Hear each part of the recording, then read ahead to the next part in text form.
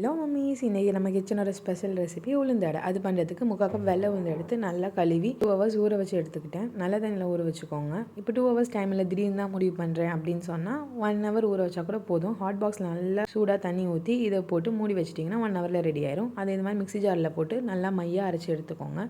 தேவைப்பட்டால் கொஞ்சோண்டு உளுந்து ஊறின தண்ணியை கூட ஆட் பண்ணிக்கோங்க. இப்போ இதை ஒரு பாத்திரத்தில் மாற்றிக்கலாம். நல்லா பீட் பண்ணி எடுத்துக்கணும். ஒரு 5 மினிட்ஸுக்கு கையில் பீட் பண்ணாலும் ஓகே, இல்லை கரண்டி வச்சு நல்லா கிளறி விட்டாலும் ஓகே. இது மாதிரி பண்ணுறப்போ நல்லா சாஃப்ட் அண்ட் ஸ்மூத்தாக வரும் நம்ம அடை.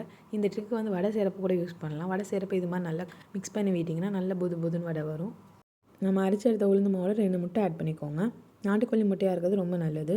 இப்போ 1/2 கப் உளுந்து எடுக்கிறீங்கன்னா 1 முட்டை போதுமானது. நான் 3/4 கப் எடுத்துருக்கேன். 3/4 கப்லேருந்து 1 கப் வரைக்கும் உளுந்து எடுக்கிறீங்கன்னா ஒரு 2 முட்டை ஆட் பண்ணிக்கலாம். அதோட 1 டீஸ்பூன் உப்பு ஆட் பண்ணிக்கோங்க. 1லேருந்து 2 டீஸ்பூன் பெப்பர் பவுடர் ஆட் பண்ணிக்கோங்க. அது உங்கள் டேஸ்ட் ப்ரிஃபரன்ஸ் பொறுத்து தான். நான் 1 டீஸ்பூன் இப்போ ஆட் பண்ணியிருக்கேன் பெப்பர் பவுடர்.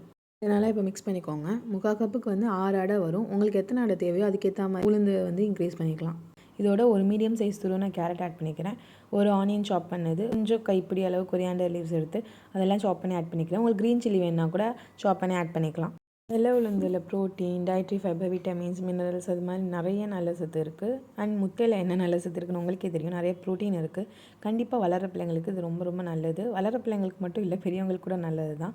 இப்போ தோசை தவாவை நல்லா ஹீட் பண்ணிவிட்டு ஆயில் அப்ளை பண்ணிவிட்டு அதில் இது மாதிரி அடை சுட்டு எடுத்துக்கலாம். இப்படி நம்ம வந்து இது மாதிரி தோசை மாதிரி தேய்க்கிறப்போ என்ன ஆகுனா சுருண்டு வரா மாதிரி இருக்கும். ஏன்னா இது வெறும் உளுந்து தானே, ரொம்ப சாஃப்ட்டாக இருக்கும், வளவலன்னு இருக்கும். ஸோ நல்லா தேய்ச்சி விடுங்க திருப்பி கண்டிப்பாக நல்லா வரும். இதுக்கு வந்து நான் நல்லெண்ணெய் யூஸ் பண்ணியிருக்கேன். உளுந்து எக்லாம் சேர்த்து நல்லெண்ணெய் யூஸ் பண்ணால் ரொம்ப ஹெல்த்தியாக இருக்கும். இல்லை உங்களுக்கு கீ வேணுன்னா கூட ஆட் பண்ணிக்கலாம், அதனால் ஒன்றும் ப்ராப்ளம் இல்லை. பட் நல்லெண்ணெய் வந்து எவ்வளோ சமையலில் யூஸ் பண்ண முடியுமோ அவ்வளோ யூஸ் பண்ணிக்கிறது ரொம்ப நல்லது. உளுந்து அடைக்கி இன்றைக்கி நான் முள்ளங்கி சட்னி தான் பேர் பண்ணியிருக்கேன். மிளகாய் சட்னி, தக்காளி சட்னி, காரக்குழம்பு அது மாதிரி காம்பினேஷன் ரொம்ப நல்லாயிருக்கும். ஸ்பைசியான முள்ளங்கி சட்னியோட ரெசிபியை நெக்ஸ்ட் வீடியோவில் போஸ்ட் பண்ணேன். See you with the next recipe.